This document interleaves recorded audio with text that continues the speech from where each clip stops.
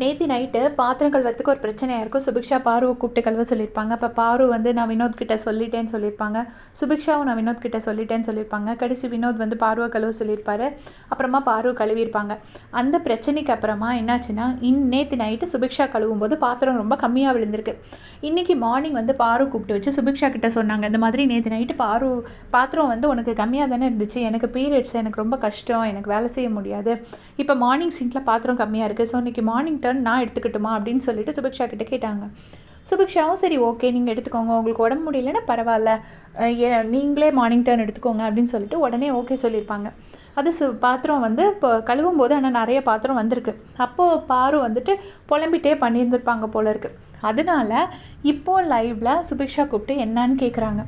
நீங்கள் வந்து உடனே அவங்க பாரு சொல்கிறாங்க, கம்மியாக தான் பாத்திரம் இருந்துச்சு சிங்கில், பட் நான் வந்து இப்போ விளக்க ஆரம்பிச்சப்பறம் நிறைய பாத்திரம் எக்ஸ்ட்ராவாக வந்துருச்சு, உள்ளே இருந்தது நிறைய வந்துருச்சு, அதனால நான் வந்து புலம்பிகிட்டே பண்ணேன் அப்படின்னு சொல்கிறாங்க. அப்போ சுபிக்ஷா கேட்குறாங்க, இதே அந்த பாத்திரம் அதே அளவுக்கு இருந்தது மட்டும் இருந்துருந்துச்சுன்னா நீங்கள் புலம்பாமல் தானே பண்ணியிருப்பீங்க, நிறைய வந்தனால தானே புலம்பி கூப்பிட்டு சொல்கிறீங்க அப்படின்னு சொல்லிட்டு சுபிக்ஷா கேட்குறாங்க. அதுக்கு பாரு என்ன சொல்கிறாங்கன்னா, என் பழக்கம் அதுதான், நான் புலம்பிட்டு தான் செய்வேன், சொன்னோடனே செய்கிறது சுபிக்ஷாவோட பழக்கம்னா 10 நிமிஷம் புலம்பிட்டு செய்கிறது பாருவோட பழக்கம், அது நான் அப்படி தான் செய்வேன். அப்புறம் என்னென்னா இந்த நிறைய பாத்திரம் இருக்கிற அன்றைக்கி ஷேர் பண்ணி வாஷ் பண்ணுறோன்னா அதே மாதிரி கம்மியாக பாத்திரம் இருக்கிற டைமும் ஒரு நேரம் ஒரு ஆளுக்கு கிடைக்கணும், எப்போவுமே நிறைய பாத்திரம் இருக்கிற டைம் தான் எனக்கு கிடைக்கிது அப்படின்னு சொல்லிட்டு பாரு சொல்கிறாங்க.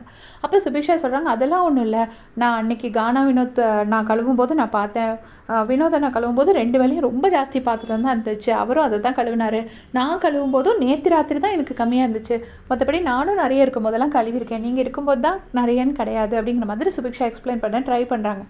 இப்போ பாரு என்ன சொல்கிறாங்கன்னா, அதெல்லாம் இல்லை, மொத்தத்தில் எப்போ குக் பண்ணுறாங்க நம்ம போய் கிச்சன் டீம் கிட்ட கேட்க முடியாது, ஒரு நேரம் ஒருத்தர் கழுவ வரும்போது எக்ஸ்ட்ரா நிறைய இருந்துச்சுன்னா அப்போ இன்னொருத்தர் அதை ஷேர் பண்ணிக்கணும், அதுதான் சரிப்பட்டு வரும், நம்ம 3 பேர் தான் அதை டிசைட் பண்ணணும் அப்படின்னு சொல்லிட்டு பாரு வந்து சுபிக்ஷாவுக்கு சொல்கிறாங்க. ஸோ இதை பற்றி தான் இன்றைக்கி விஜய்ஸ் வந்து எபிசோடில் கேட்குறாரு போல இருக்குது. அந்த வேலை செய்கிறதுன்னு சொல்லி பாருவை நிற்க வச்சு கேட்குறா இல்லையா, அந்த விஷயம் இதுதான் போல இருக்குது. ஸோ இதை பற்றி உங்களுடைய கமெண்ட் சொல்லுங்கள். தேங்க்ஸ் ஃபார் வாட்சிங்.